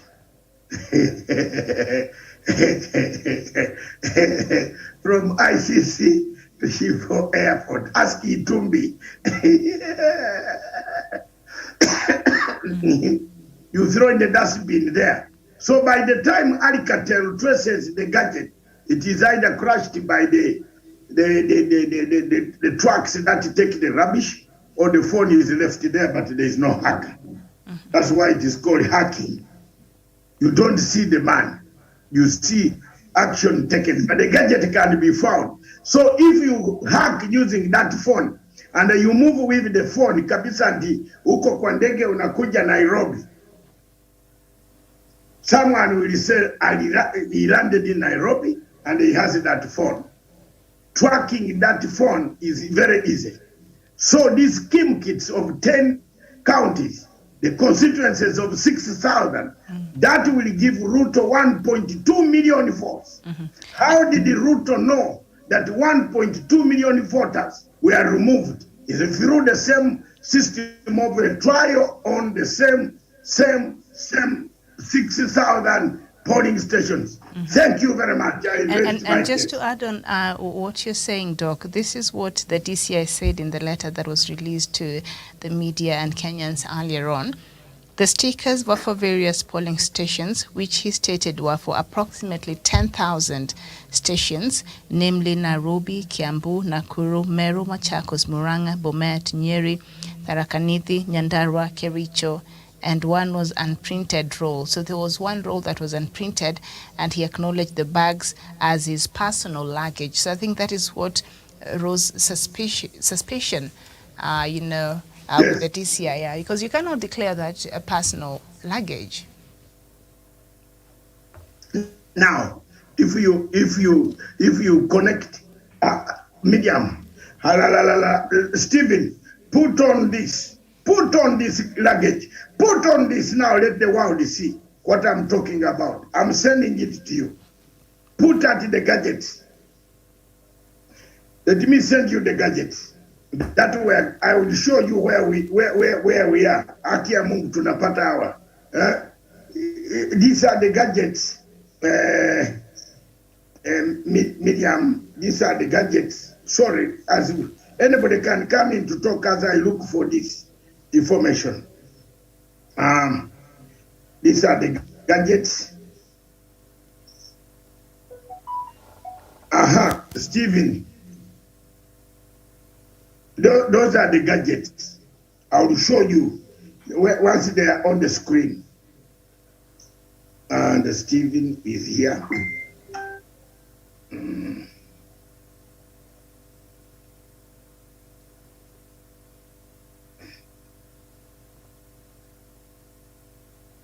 Stephen, you see the gadgets. There you are. Now the two, I will show you the pieces. Bring them on first. I'll show you the pieces. Because me, I know them, how they work. I've seen,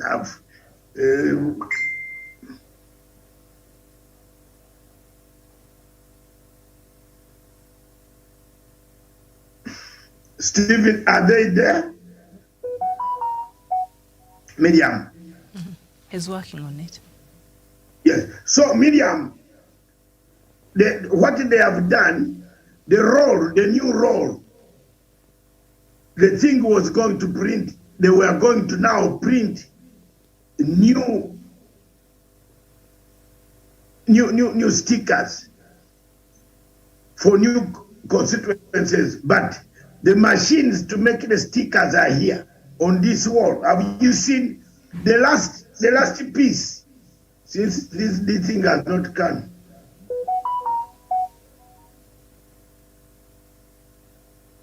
The last piece. The last piece is here. The last piece, if you join the last piece with the second middle piece on the left, I don't know where Miriam, has it come yet?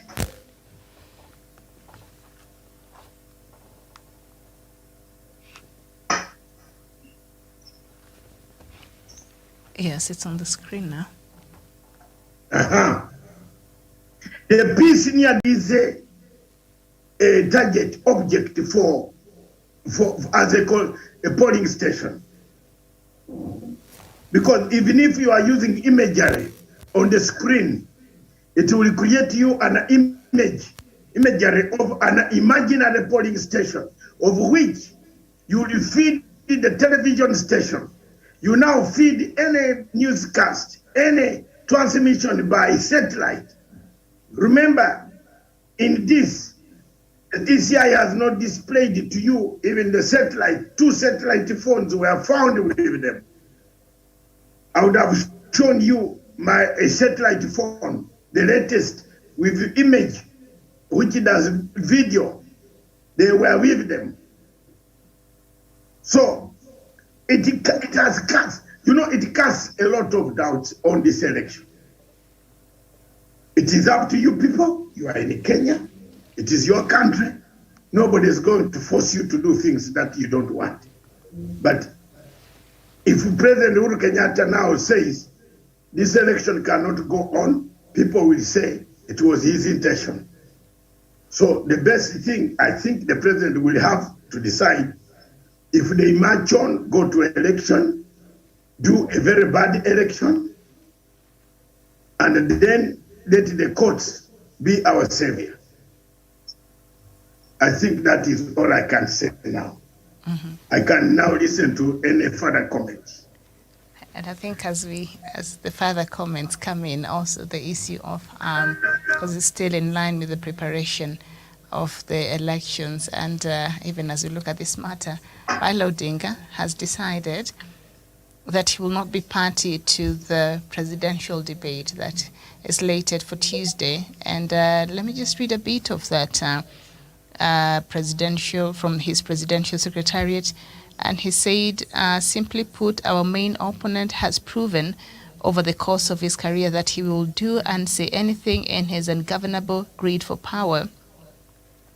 Today, as his campaign fails and supporters abandon him, he has become desperate. He is a man who has no regard for ethics, public morals, or shame. This is why he has demanded that the debate not focus on corruption. So Raila's presidential secretariat, this is what they're saying in this letter. So apparently Ruto said that the debate should not focus on corruption, integrity and ethics and governance, and that the key existential questions that Kenyans faces. These issues sit at the core of the Azimio campaign. Any debate devoid of these questions would be an insult to the intelligence of Kenyans. That is why we do not intend to share a national podium with a person who lacks basic decency. As is well known, our opponent has traversed the country hurling epithets at us and other key national leaders, including vile sexist attacks. It will be a colossal mistake to reward such a person with a national debate. We will not help his failing campaign. He can explain himself and his poor record to voters without our help. In lieu of a traditional debate, we plan to take part in a televised town hall at Jericho Social Hall in Nairobi's Eastlands with ordinary Kenyans to offer our solutions to the challenges facing the country and common people. So they're saying they will not do that, and that is because Raila Odinga sharing a stage will be an insult and what he calls a colossal mistake to reward such a person with a national debate, and just a couple of things that they've said preceding that statement. So by Raila Odinga not appearing on the debate on Tuesday, Douglas, what do you make of this decision? Thank you, Miriam. I believe that Mr. Raila Odinga, the Right Honorable Raila Odinga, the former Prime Minister of the Republic of Kenya, is right. And also in the sense that whatever William Ruto has stood for since 1992, over 30 years ago, has been corruption, has been unethical, has also been not morally right for him to also stand on the same podium with the Right Honorable Raila Odinga for a showdown on Tuesday. I also believe that the issues that the Right Honorable Raila Odinga has also been able to raise, I've seen him say that the greatest opportunity that their campaign has also had is to engage with the voters directly, and it is the same platform that this debate is going to also provide for the people of Kenya to also sample and also to see who they are going to vote for between the Right Honorable Raila Odinga, Professor George Roshiri Wajakoya, and also Mwahure or Wahiga of Agano Party, and also Dr. William Ruto, the current Deputy President of the Republic of Kenya. I believe no right-minded Kenyan can debate together with William Ruto, a man that has bungled this election together with Mr. Wafula Chebukati in August, the 21st of August 2021, last year. Mr. William Ruto met the Smartmatic international officials in Kampala with the help of Museveni, and also the same company that has messed up the election of Mr. Duterte in Philippines and also Venezuela and other places where this company has been able to be blacklisted, is the same man that wants to talk to us about the essence of elections, why you should vote for him, whereas he has been able to bungle the same elections. I also call on the government of the Republic of Kenya, please postpone these elections. Put in place a commission, a better commission that can be able to take care of the interest of the people of Kenya, rather than having a Chebukati that cares about his own interest and also his own issues alone. These people, together with William Ruto, are the same people who are conducting a sham election. I have said before, Wafula Chebukati is an extension of William Ruto's corrupt deals and also underhands and also underworld deals that William Ruto has been able to permit in the public space for the last 10 years. This is the very same man that wants to debate with the Right Honorable Raila Odinga, a second liberation hero, a man that fought for the repealing of Section 2A of the Constitution of the Republic of Kenya in 1990. This is the same man that has been grabbing public land, right, left, center, tear-gassing school-going children, that wants to go out there and compete with the Right Honorable Raila Odinga, a man that said that his country is bigger than himself, and also shook hands with his political nemesis, President Uhuru Kenyatta, who has turned out to be his biggest political ally. Miriam, I believe in the deepest part of my heart that the Right Honorable Raila Odinga as a date with the destiny and the people of Kenya. In the remaining days, he should go to the people of Kenya and seek the mandate to talk to the people, to represent the people of Kenya for the next 5 years as their president, as their leader, as the head of state in the streets of Kenya and every other village. The Right Honorable Raila Odinga is in the streets of Marimanti today, is comping villages in Tharaka Nithi today.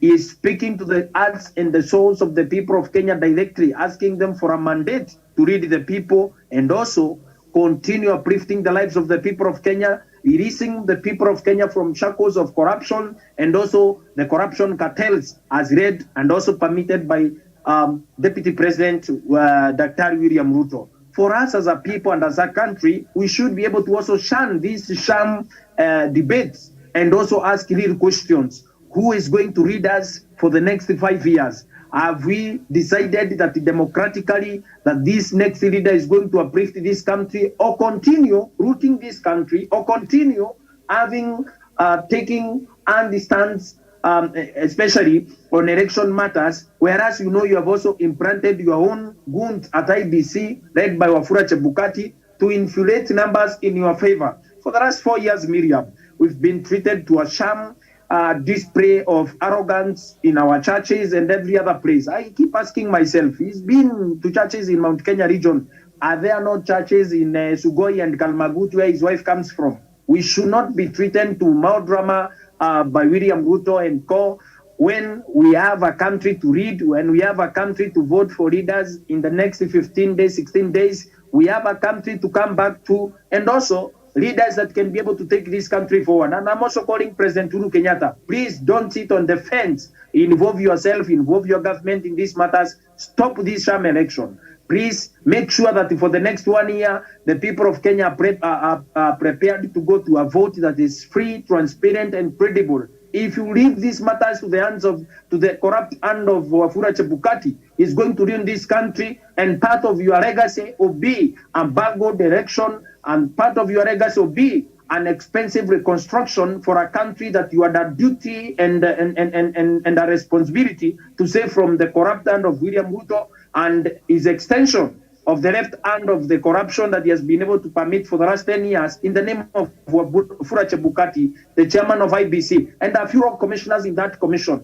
Miriam, we cannot let this company, or this commission known as IBC, bungle these elections as permitted by their own chairman, also spearheading a corruption cartel at IBC that is going to bring down this country in the next 15 days, Miriam. I stand for no corruption in this country. I stand for integrity. And I do not wish to also go out there and vote for William Ruto to continue rooting this country and continue destroying the fulcrum that owns this country. President Uhuru Kenyatta says that he stands for national unity of the people of Kenya. He's demonstrated the same. It is about time he stopped these elections. It's about time the judiciary stopped these sham elections in this country, and also for us to put our own country before the interest, the vague interest of people who are corrupt like William Ruto and Wafula Chebukati. Miriam, there are over 50 million Kenyans who are not corrupt. There are over 50 million Kenyans who do not want bungled elections in this country. There are also people in this country who are not as corrupt as Wafula Chebukati,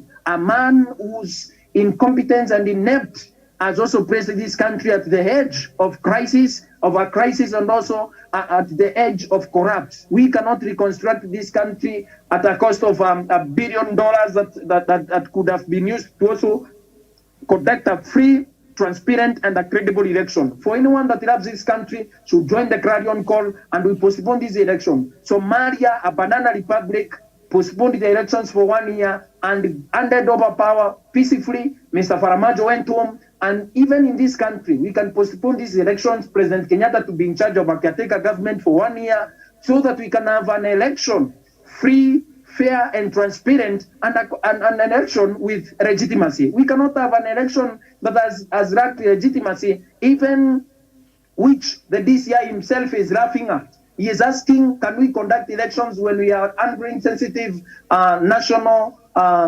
throw our country under the bus, when we have an opportunity to correct these wrongs as permitted by Wafula Chebukati and co. At this point, Miriam, in the next 15 days, this country is going to be treated to drama and a sham election that is going to be nullified. Instead of that, postpone elections immediately so that we can come back to factory settings, so that as a country, we can have a country to come back to, so that we can have a country to come back to an economy, grow, and also socially and politically as a people, and also owners of this country. This country does not belong to a few people, Miriam. Postpone elections.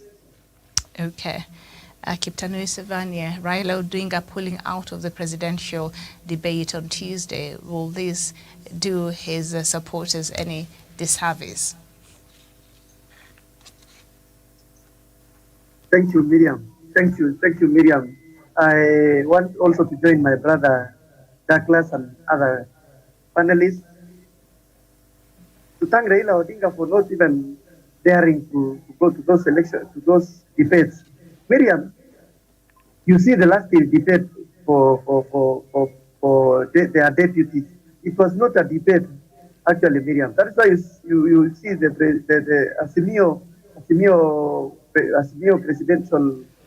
Asimio deputy president, Martha Karua, saying that she had to cool down. She didn't want even to engage with a man of Brigadier Asakwa caliber. Miriam, we have a country to run. William Ruto has been in William Ruto is one of the Kenya, of the presidential contenders who is representing Kenya Kwanza. He's on record, Miriam, castigating. He's on record, Miriam, most of the time criticizing the government, criticizing the handshake, insulting Raila Odinga, Miriam, day out, during the day, during the night. Miriam, there is one thing I have come to realize on this basis of these debates.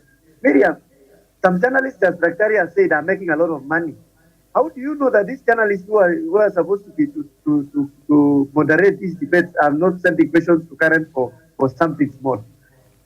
If Chebukati, who is the chairman of a very big commission like IEBC, is messing up with this country, how do you think?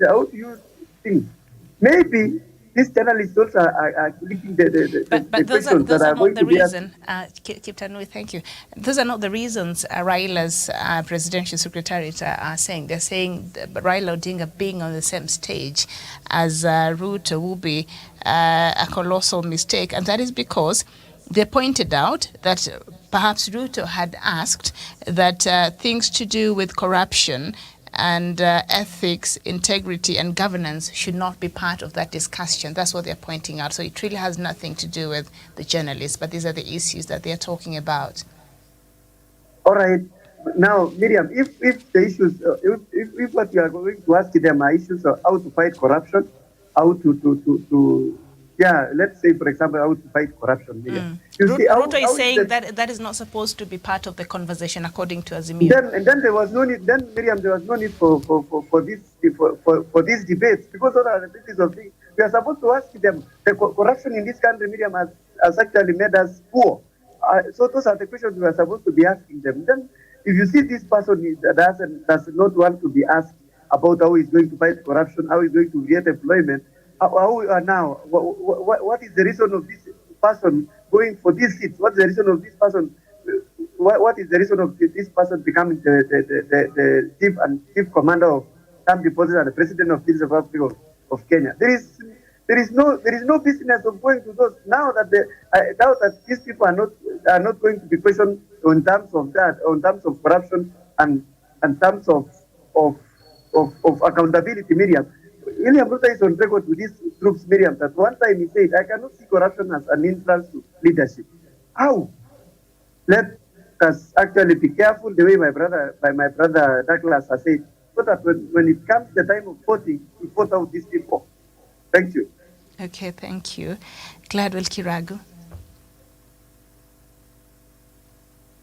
Miriam, I'll start by saying that Ruto said that he doesn't want to be, what should not be discussed. Most it's about matters of corruption.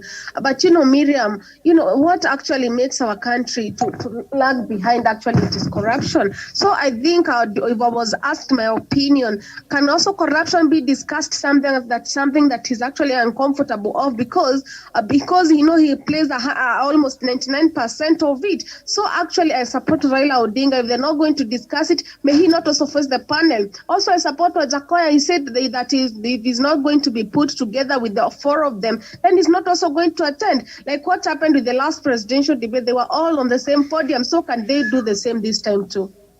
Mm-hmm. Okay, very well, thank you.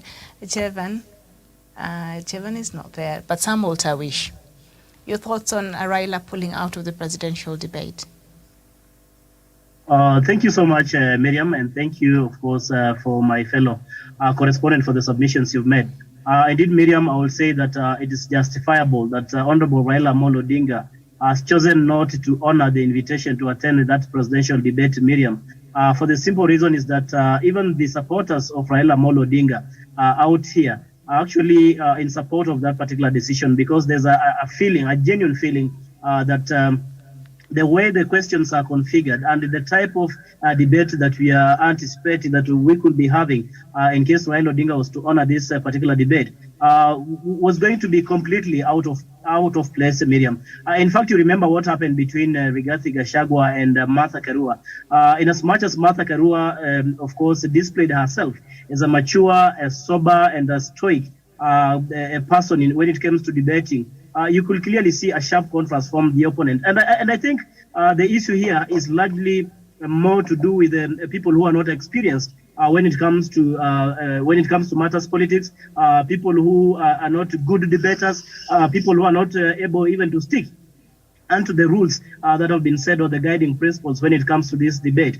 So you'll give an example, for example, of saying Liverpool to come and play AFC Leopards or Mathare United here in Kenya. I mean, you'll even completely lose the pattern. Liverpool will lose the pattern because, Mathare and Liverpool are worlds apart when it comes to experience in soccer, when it comes to the league they are playing. And you can equate this to Raila Odinga and William Ruto. These are people you cannot put in the same with the same measure. You cannot equate Raila Odinga to Deputy President William Ruto. So if you are to bring Raila Odinga to debate with Deputy President William Ruto, it is akin to reducing Raila Odinga to be equal to William Ruto. And I think to him, he will be scoring big time if you were to actually have a face-off with Honorable Raila Amolo Odinga. I find, Miriam, and it's my strong conviction that this was the best decision Raila Amolo Odinga has made, because if it is not about talking the issue to do with corruption, Miriam, if it's not about the issue to do with integrity, what any other matters really matter to the ordinary Mwananchi if it's not about that? Because even if you're going to come with the issues of bottom-up, say, for example, economic model, how are you going to achieve this in a country that is shrouded in stealing of public coffers, in a country that politicians actually have fashioned the art of stealing from the ordinary Mwananchi? So, Miriam, I agree with the Honorable Raila Amolo Odinga, and the supporters even that I've been able to talk to out here are completely in support of that decision by Honorable Raila Amolo Odinga, so that he can be able to concentrate on, of course, his last home stretch campaigns and consolidate his votes as we head into the election, assuming that the election is going to be held on the 9th of August, Miriam. So I fully support. Let Deputy President William Ruto go there and answer to questions himself, because, of course, the moderators will be there. He can go there and be asked questions. Kenyans will be asking him questions. Let us hear what he has to say, other than just engaging in this politics of antagonism and trying to reduce Honorable Raila Odinga, or even dragging President Uhuru Kenyatta's name into this unnecessary kind of debate. So it's a good move Raila Odinga has made. Let Ruto face the moderators. Let him answer the questions, whatever kind of questions they have. For Raila Odinga, I think this is the time for him to concentrate so much on consolidating his base, on consolidating his supporters to go and vote. It's call to action moment. It's not a moment to waste, to go to televisions and speak completely nothing, or even engage in just but mere insults and name calling. That is not important for Kenyans. Neither is it important to Raila Odinga and his supporters. So let the debate continue with William Ruto. Raila Odinga is busy consolidating his support base. I submit, Miriam. And Tawish, do you think perhaps Jakoya would be a great replacement so that we just have all the three of them now on stage now that Raila has decided he does not want to be part of that? Should they now bring everybody else and have one Don't debate? forget, Miriam, even Wajakoya himself did say he cannot debate where Raila Odinga is not there because he will be debating nobody. He will be debating nothing. You get the point. So I'm sure even for Wajakoya, given that Raila Odinga has withdrawn, is equally not going to attend this particular debate. I don't know if Mwaure Wahiga is going to attend this particular debate so that he can have a face-off with Deputy President William Ruto. Whichever way it goes, my understanding is people of intellectual, of the level of intellect of Raila Odinga, or the people of his stature cannot entertain such kind of shenanigans in the name of a political debate or presidential debate, Miriam. So it is justifiable that whoever decides to, like what Raila Odinga has done, let Ruto go and face the moderators. If he's going to face Mwaure, so be it. But for Raila Odinga and even Wajakoya, if he pulls out, I'm completely in support of that move. I submit, Miriam. Okay. Paul, I don't know if you're there, if you can hear me. I'm there. You can also hear me. Yes, I can hear you. Your opinion on Raila Odinga pulling out of the debate. Yeah, I support his opinion or his decision to withdraw from the debate because so far the way we are, the wing of Kenya Kwanza, they have not been treating the Kenyan electorate with dignity. They have some people around them, they call their supporters, but the clique within the Kenya Kwanza, they do not look at the bigger picture of the Kenya population. We are overserving a lot, so many things. For us to make our country called Kenya, grow it, make everything to fulfill each and every aspiration of every Kenyan, we need to go by values which are well laid down in our constitution or within our institutions.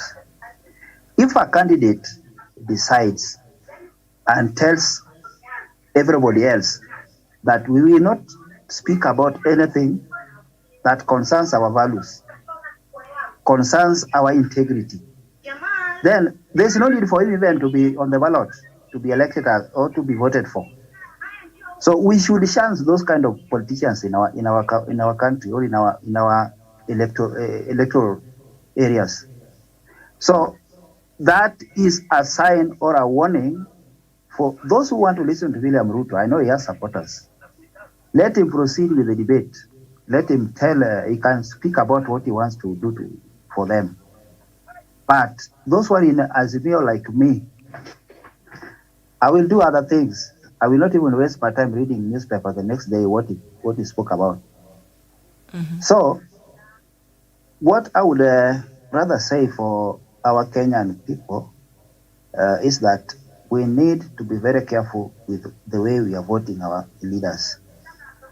The brigade of Kenya Kwanza, they are taking this country at ransom. I don't know what they want, whether they want war, or whether they want peace. I don't see them, that's what they're looking for. So the worst part of it is that our referee, whom we expected to be impartial, has decided to take sides with one party. That's the tragedy that we have. We cannot continue preaching, talking. The Chebukati, what he needs to understand, that the more you see some candidates are withdrawing from such crucial debates, you don't know what Raila will say the next morning after such a thing will happen. We don't know those many other things that Chebukati is trying to do. So many mistakes that are going to befall these elections. We do not know whether elections will happen or not happen.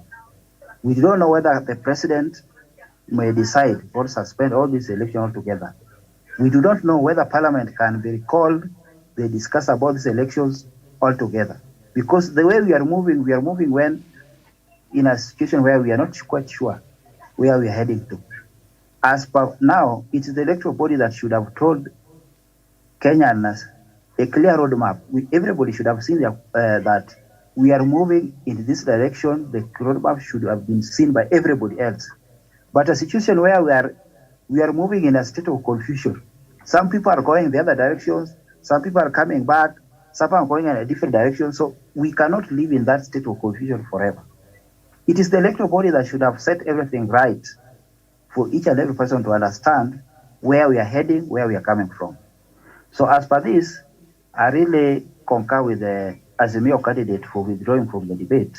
Let those people who want to take us to the dogs, they can discuss what they want to discuss.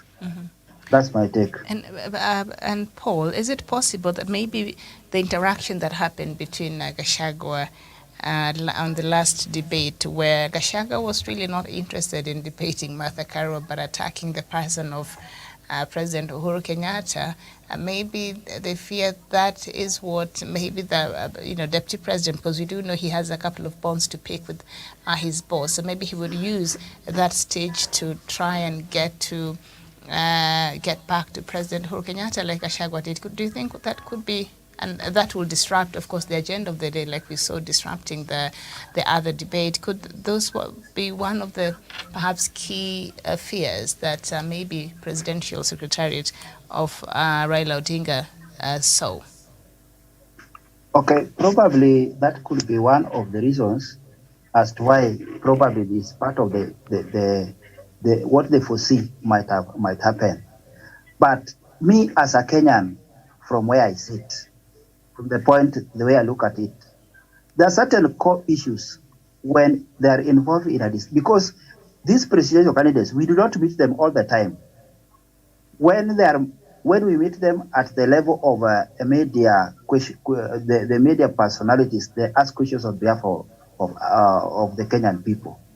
They might answer some of the dear issues I would have not asked him one-on-one. So it is a very crucial platform that we should take with a lot of seriousness, such that when such opportunity arises, we go and clear the air on each and every item that we need to be dealt with in the subsequent government after the one for Uhuru Kenyatta expires. But if such an issue is not taken with a lot of seriousness, it's like a joke. Somebody wants to turn things around. You only want to cherry pick what he feels will be comfortable for him to move forward. I think we cannot move like that. Our constitution has made certain cornerstone areas that they're part of governance. That if you cannot talk about corruption, you cannot talk about integrity.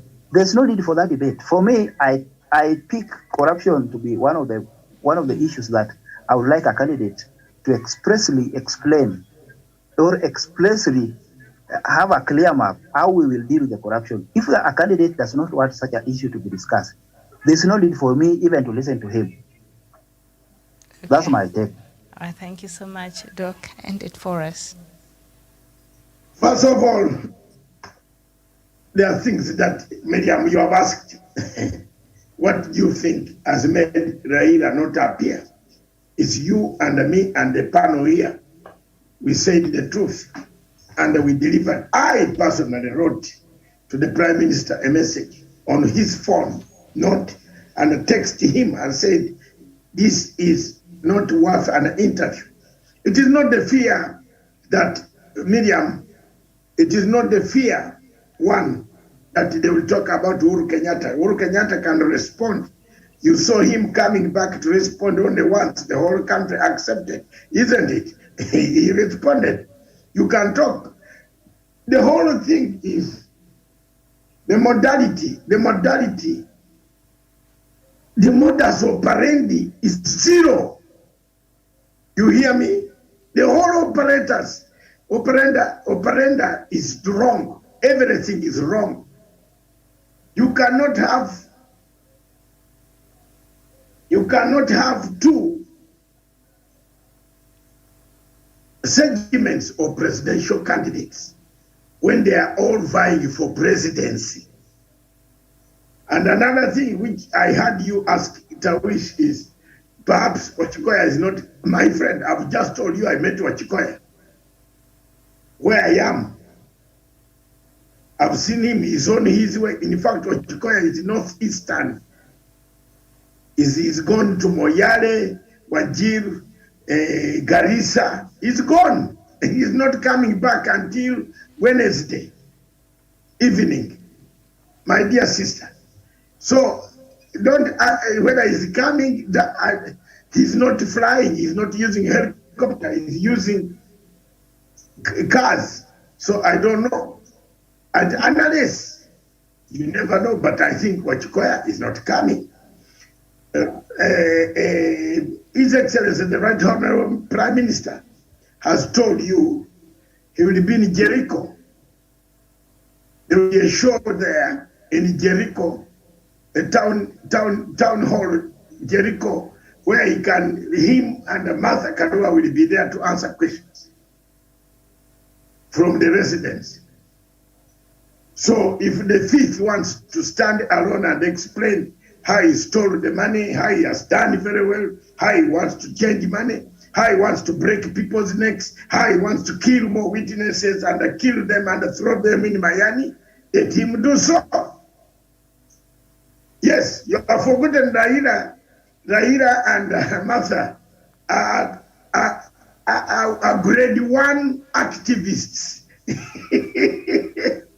They are grade 1 activists. They have done activism. They have finished the guy. And I'm telling you, by tomorrow morning, Mr. Ruto will also say he's not coming. You get my point? Because he fears. If Ruto won't appear there and say what? Those guys, all the questions, the bad questions will be on him.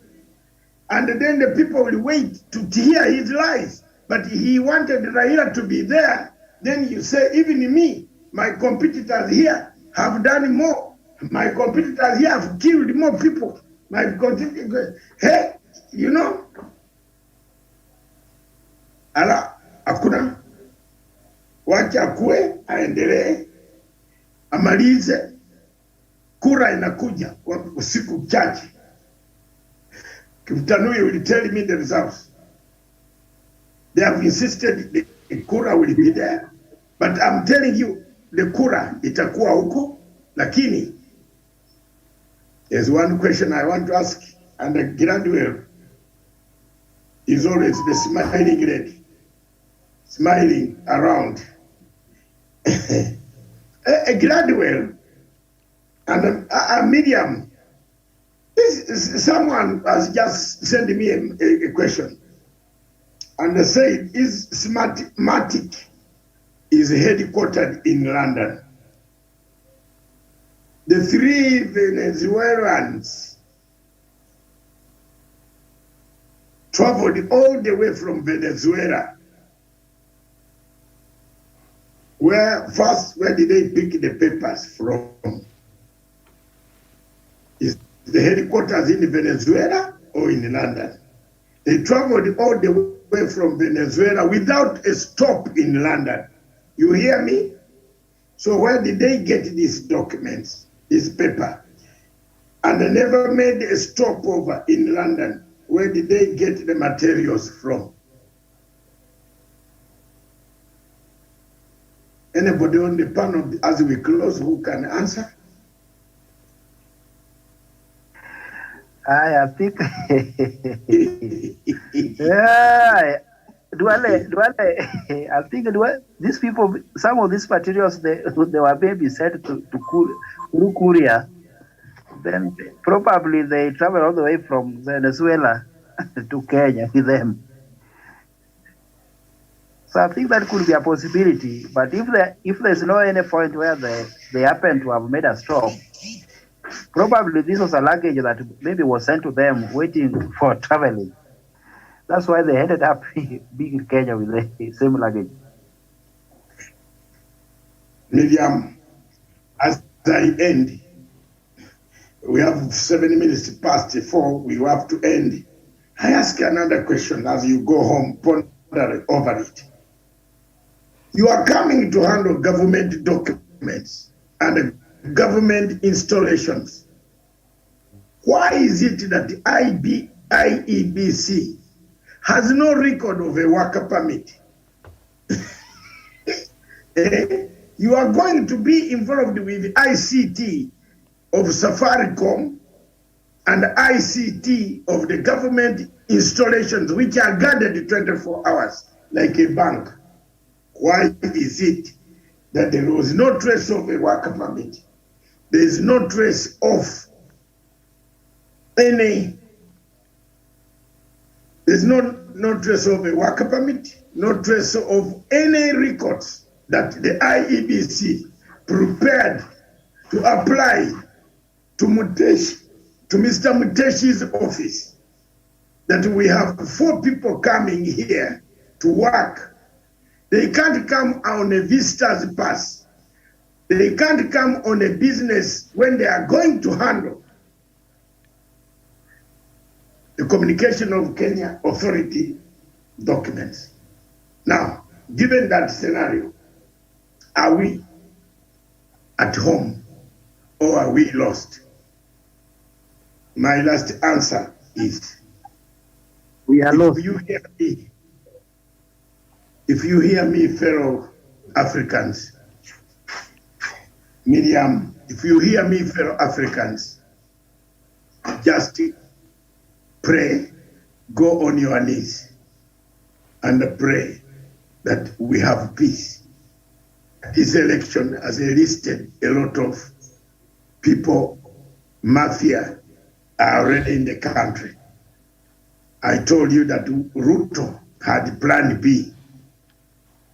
The government is aware of Ruto's plan B. And that is next week, I'll reveal the plan B. I am the bulldozer, Dr. David Matanga, right from here. Thank you very much, Miriam, for giving me the opportunity and for hosting us this afternoon. Long live Africa. Long live the Lion of Africa. I sign off. Dr. David Manzi Matanga. Right. See you tomorrow. In the morning show, Good Morning Africa will start at exactly 9 o'clock. Then we have a show on CAS TV, very tough one. And I think this time it will be the best. Kiptanui, I am going to address for the last one of my last shows before I'm going to address Ruto's constituents direct. In fact, they have now increased me 2 hours. I'm going to eat him 2 hours, eating him. Namkura Kesho. So thank you very much. Then thereafter we shall have diplomatic leaks. The legacy trend goes on.